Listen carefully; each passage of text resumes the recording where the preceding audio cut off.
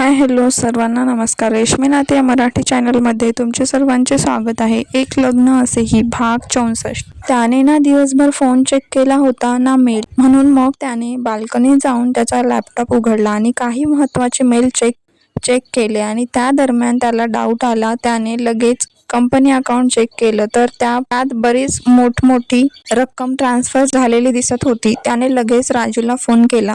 Hello Raju, Devansh म्हणाला. Yes boss, Raju म्हणाला. मी तुला काही इन्फॉर्मेशन पाठवतो, लगेच चेक कर, बरोबर आहे का? देवांश म्हणाला. यस बॉस, राजू म्हणाला. देवांशने त्या मेल मधून ज्या काही संशयास्पद गोष्टी होत्या त्या सगळ्या त्याला मेल केल्या आणि पुन्हा फोन केला. मला जितक्या लवकर होईल तितक्या लवकर ही क्रॉस चेक करून सांग, देवांश म्हणाला. यस बॉस, राजू म्हणाला. गुड नाईट, देवांश म्हणाला. गुड नाईट बॉस, राजू म्हणाला. लॅपटॉप बंद करून देवांश रूम मध्ये आला. सई छान झोपली होती. त्याने तिच्या बाजूला पडून तिला मिठीत घेतलं आणि डोळे मिटले. मध्यरात्री सईला जाग आली आणि तिने स्वतःला देवांशच्या मिठीत पाहिलं. तो तिला घट्ट बिलगून झोपला होता. त्यामुळे त्याचा श्वास तिला तिच्या चेहऱ्यावर जाणवत होता. तिने हळूच त्याच्या नाकावर नाक घासलं आणि हलकं ओठांवर किस केलं. ते पाहून देवांश गालात हसला आणि लगेच तिच्या ओठांना त्याच्या ओठात बंदिस्त केलं. पुन्हा त्यांचा प्रणय सुरू झाला आणि पहाटे केव्हा तरी त्यांना झोप लागली. सई उठ, देवांश तिच्या डोक्यावरून हात फिरवत म्हणाला.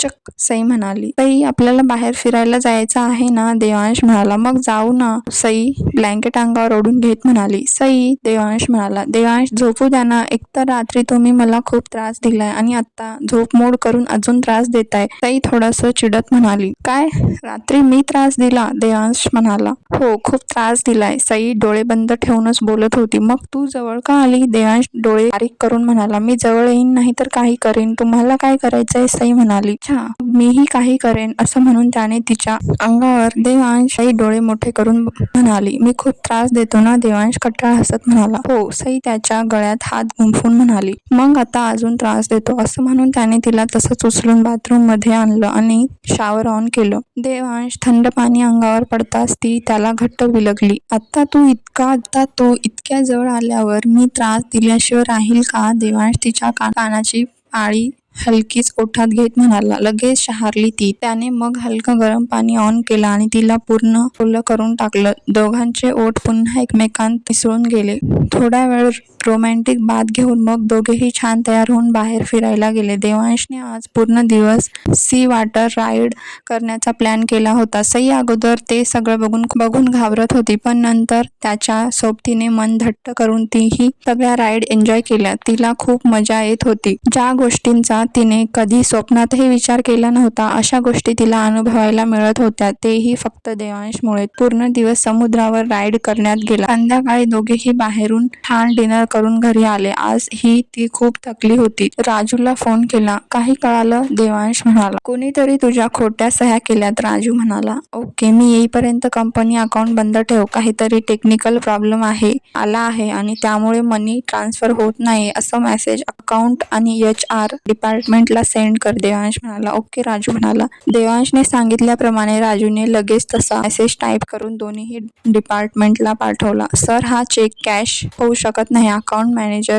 आकाशला म्हणाला. आकाश कपाळावर आट्या पाडून म्हणाला. कंपनी अकाउंट चेक केलं तर त्या ठिकाणी एरर येत होतं. सर, कालपासून असंच होत आहे मॅनेजर. हा प्रॉब्लेम कधी ठीक होईल? आकाश म्हणाला. सर, प्रॉब्लेम टीमला सांगितला आहे, त्यावर काम सुरू आहे, मॅनेजर म्हणाला. ठीक आहे, असं म्हणून आकाश तिथून निघून गेला. 4-5 दिवस मालदीव मध्ये छान एन्जॉय करून आणि सगळ्यांसाठी खूप शॉपिंग करून देवांश आणि सई मुंबईला परतले. मॅन्शन व्यतिरिक्त देवांशचा एक प्रायव्हेट प्लांट होता. देवांश सईला घेऊन अगोदर तिथे गेला. सई, देवांश, आपण घरी नाही जाणार? सई म्हणाली. जाणार आहोत, पण उद्या, देवांश म्हणाला. तू थोडा वेळ आराम कर, आपल्याला रुद्रकडे जायचं आहे, देवांश म्हणाला. ठीक आहे, सई खुश होत म्हणाली. सई, देवांश म्हणाला. काय? सई तिच्या बॅगमधून कपडे बाहेर काढत होती. तुला जर कळालं की तुझे खरे बाबा कोण आहेत तर काय करशील? देवांश म्हणाला. म्हणजे सई न समजून म्हणाली, आज आपण तुझ्या खऱ्या बाबांना भेटणार आहोत. देवांश म्हणाला. सईच्या हातातून कपडे खाली पडले. मला चुकीचं समजू नकोस. मला काहीही फरक पडत नाही की तू कुणाची मुलगी आहेस. माझ्यासाठी तू फक्त माझी सई आहेस, माझी बेबी गर्ल. पण ज्या लोकांना तुझा संस्कार आणि तुझं रक्त यावर प्रश्न आहेत त्यांना उत्तर देण्यासाठी हे सगळ्यांना समजायला हवं की कोण आहेस. देवांश तिचे हात हातात घेऊन म्हणाला. सईच्या चेहऱ्यावर खूप प्रश्न उमटले.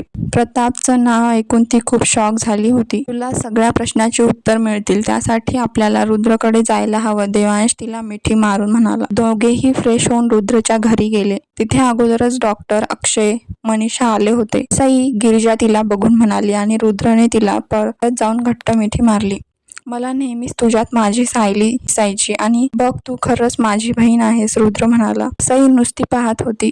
कसं रिॲक्ट करावं तिला काही समजत नव्हतं. देवांश आणि रुद्र तिला घेऊन सगळ्यांसमोर आले. सई, इकडे ये बाळा, डॉक्टर अक्षय म्हणाले. सईने गिरिजा आणि प्रतापकडे पाहिलं. ते दोघेही डोळे भरून तिला पाहत होते. सई त्यांच्याजवळ गेली. त्यांनी तिला बाजूला बसवलं आणि तिचे हात हातात घेतले. तुला माहीत आहे सई, मी कोण आहे? डॉक्टर अक्षय. हो, तुम्ही डॉक्टर आहात, सई म्हणाली. हो, मी डॉक्टर आहे, पण तुला माहीत आहे मी कशाचा डॉक्टर आहे, म्हणजे माझी स्पेशालिटी काय आहे? डॉक्टर अक्षय म्हणाला. सईने नाही मध्ये मान डोलावली. मी एक वंध्यत्व निवारक डॉक्टर आहे, म्हणजे सामान्य शब्दात मूल जन्माला येण्यास समर्थ असणाऱ्या लोकांना मी त्यांच्यावर उपचार करून त्यांना नैसर्गिक आणि अनैसर्गिकपणे मूल होण्यास मदत करतो, डॉक्टर अक्षय म्हणाले. ती नुसती गोंधळून त्यांच्याकडे पाहत होती. तिच्या चेहऱ्यावरून तिला काहीच समजलं नाही असं त्यांच्या लक्षात आलं. ते हसले. तुला तो गुड न्यूज सिनेमा माहीत आहे, ज्यात अक्षय कुमार आणि करीना कपूर आहेत? त्यांना बाळ होत नाही म्हणून ते एका डॉक्टरकडे जातात आणि तो डॉक्टर बाहेर डेव्हलप झालेलं सरोगेसी पद्धतीने गर्भाशयात सोडतो. डेव्हलप झालेलं बाळ मशीनच्या द्वारे गर्भाशयात सोडतो आणि त्यांना बाळ होतं. अगदीच तसंच डॉक्टर मी आहे, अक्षय म्हणाला. काहीच नाही, हे आपण यासाठी करतो की त्यांचे स्पर्म वीक असतात, ते गर्भाशयात पोहोचण्यासाठी असमर्थ असतात. म्हणून बरेच कपल ज्यांना बाळ होत नाही ते आमच्या हॉस्पिटलमध्ये येऊन त्या पद्धतीने आई बाबा होतात. अंश त्यांचाच, गर्भ त्यांचाच, फक्त ते गर्भाशयात नीट सोडण्यासाठी त्यांना मेडिकल सायन्स मदत करतं. आता मला सांग, यात काही वाईट आहे? डॉक्टर अक्षयने नाही मध्ये मान डोलावली. गुड. आता येऊया तुझ्या बर्थ स्टोरीवर. तर त्यात असं होतं की ब्रेश म्हणजे तुझे बाबा यांचे स्पर्म खूप वीक होते. बरेच दिवस ट्रीटमेंट घेऊनही ते हवे तेवढे स्ट्रॉंग होत नव्हते. त्यामुळे त्यांनी माझी मदत घेतली. मी त्यांच्या सगळ्या टेस्ट केल्या आणि त्यांना सांगितले की तुम्हाला बाळ होऊ शकत नाही. खूप रडली तुझी आई. तिला बाळ होत नाही म्हणून नाही, तर तुझ्या बाबांना दोष आहे म्हणून. मग मी त्यांना दुसऱ्यांचं स्पर्म गर्भाशयात सोडून आई बाबा होता येईल अशी कल्पना दिली. तुझ्या आईचा सुखाचा विचार करून सुरेश यासाठी तयार झाला. त्यांना फक्त आई बाबा म्हणून हाक मारणारं हक्काचं असं एक बाळ हवं होतं. त्यामुळे ते कसं असेल, कुणाचं स्पर्म असेल यांच्याशी त्यांना काही घेणं देणं नव्हतं.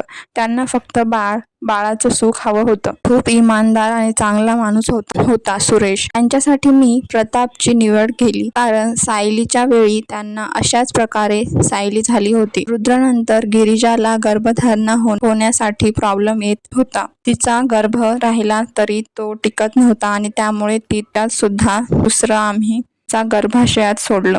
त्यानंतर तुझा जन्म झाला. या गोष्टी खूप गुपित केल्या जातात, पण यावेळी प्रश्न तुझ्या अस्तित्वाचा होता ना, म्हणून मी हे सत्य मला सांगितलं. ज्या दिवशी तुझं लॉकेट माझ्या कॅबिन मध्ये राहिलं त्याच दिवशी मला संशय आला होता. नंतर जुन्या फाईल बघितल्यावर सगळं लक्षात आलं. मी माझ्या जुन्या फाईल चेक केल्या, त्यावर तुझ्या आई बाबांचे फोटो आहेत जे तुझ्या लॉकेटमध्ये आहेत. प्रतापचं बीज ज्या स्त्रीमध्ये सोडलं तिला मी कसा विसरू होतो, कारण प्रताप माझ्यासाठी खूप स्पेशल आहे आणि त्याचं बीज तुझ्या आईच्या गर्भाशयात असल्याने तेही माझे स्पेशल पेशंट बनले. सुरेश बऱ्याचदा मला भेटायला यायचा, तुझे फोटो दाखवायचा. नंतर तो यायचा बंद झाला आणि मीही हॉस्पिटलच्या कामात बिझी असल्याने त्याकडे जास्त लक्ष दिलं नाही. जसं कृष्णाला दोन आई होता, देवकी आणि यशोदा. देवकीने जन्म दिला आणि यशोदेने त्याला वाढवलं. त्याचप्रमाणे तुझे 2 वडील आहेत. सुरेश म्हणजे तुला वाढवणारा, प्रताप म्हणजे ज्याच्यामुळे तुझा जन्म झाला, डॉक्टर अक्षयने अगदी सोप्या आणि साध्या भाषेत समजावून सांगितलं. तिच्या डोळ्यातून अश्रू वाहत होते. सई. प्रतापने तिला प्रेमाने हाक मारली आणि पळत जाऊन त्यांना मिठी मारली. नेहमीच भास व्हायचा. प्रताप आणि सुरेश भावाने अगदी सारखेच होते. प्रतापने तिला प्रेमाने हाक मारली, मायाळू आणि प्रेमळ. अक्षय भाऊजी, तुम्ही आम्हाला अगोदर का नाही सांगितलं? माझ्या बाळाने इतकं काही सहन केलं, मी तिच्यावर असा अन्याय कधीच होऊ दिला नसता. गिरिजा भाऊक होत म्हणाली. गिरिजा, या गोष्टी कोणत्याच पेशंटला सांगितल्या जात नाहीत. मीही सांगणार नव्हतो, पण मला देवांशचा फोन आला. डॉक्टर अक्षय सगळे देवांशकडे बघायला लागले. सईला तिच्या भूतकाळासाठी पुढे चालून कोणीही बोलू नये म्हणून मी कल्याणी आईला फोन केला. त्यांना अगोदर सगळं नीट सविस्तर सांगितलं. तेव्हा त्यांनी मला डॉक्टर अक्षयबद्दल सांगितलं आणि मी यांना कॉल केला. देवांश म्हणाला. ते होतं ते चांगल्यासाठी होतं, गिरिजा म्हणाली. खरंच थँक्यू अक्षय, तुमच्यामुळे आम्हाला आमची मुलगी परत मिळाली. प्रताप सईच्या डोक्यावर हात फिरवत म्हणाला. सगळ्यांना सई प्रतापची मुलगी आहे म्हणून खूप आनंद झाला. सईला आता खऱ्या अर्थाने तिची ओळख मिळाली होती. रुद्र तर खूप खुश होता. त्याला आता हक्काची बहीण मिळाली होती. चला आता आम्ही निघू. डॉक्टर अक्षय हसत म्हणाले. आम्ही पण निघतो. देवांश सईला बघून म्हणाला. तू कुठे जातोयस? थांब ना. रुद्र म्हणाला. बरीच कामं बाकी आहेत. देवांश काहीतरी विचार करत म्हणाला. ठीक आहे, सईला राहू दे. गिरिजा म्हणाली. नाही नको, मला करमणार नाही. देवांश लगेच म्हणाला. त्याला आता गिरिजा जाऊ द्या ना. त्यांना आपल्याला आपली मुलगी मिळाली आणि ती आता आपल्या नजरेसमोर राहणार, हेच खूप आहे. प्रताप म्हणाला. मग देवांश आणि सई सगळ्यांचा निरोप घेऊन त्यांच्या फ्लॅटवर आले. देवांश, सई म्हणाली.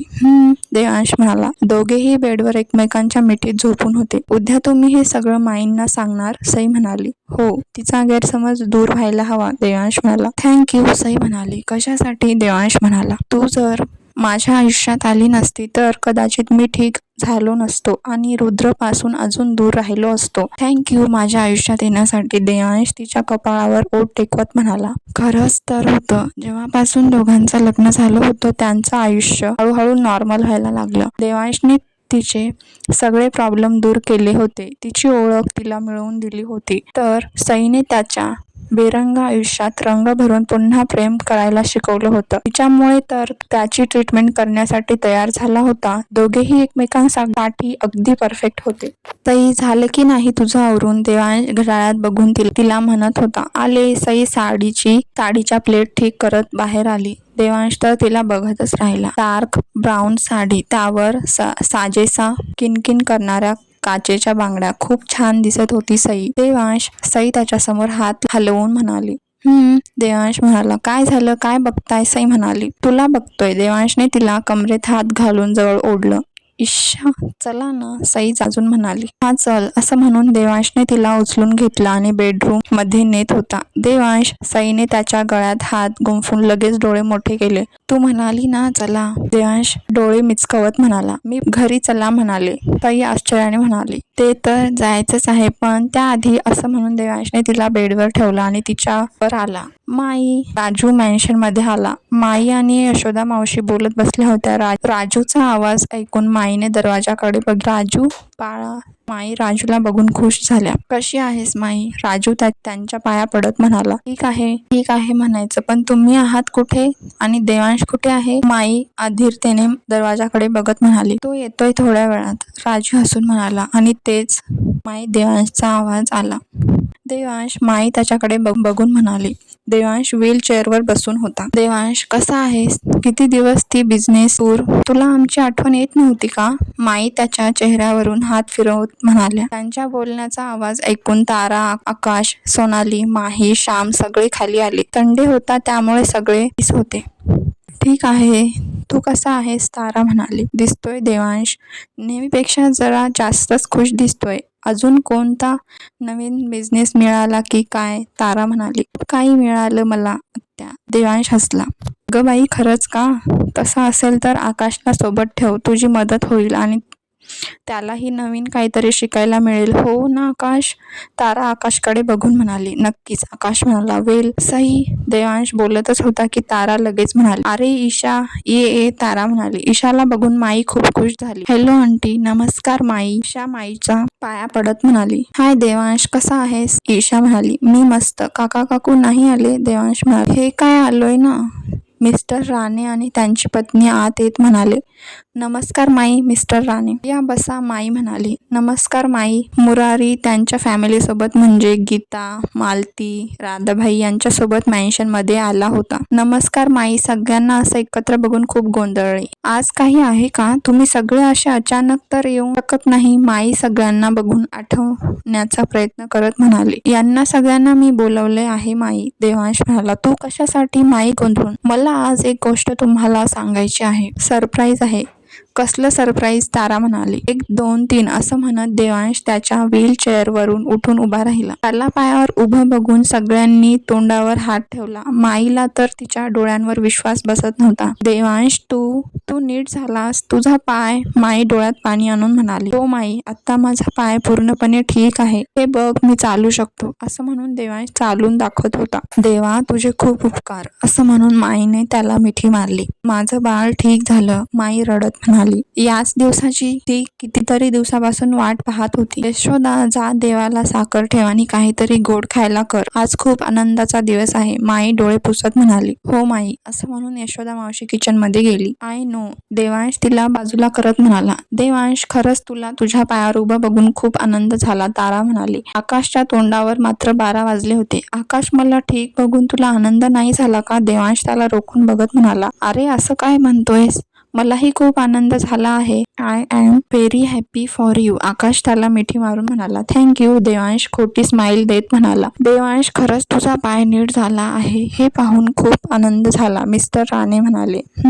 देवांश हलका हसला. माई, बघ माई, ती मुलगी घरातून काय गेली? सगळं चांगलं होत आहे. तारा म्हणाली. समोर काय झाले पाहूया पुढील भागात. हा भाग कसा वाटला कमेंट करून नक्की सांगा. भेटूया पुढील भागात. नवीन असल्यास सबस्क्राईब करायला विसरू नका.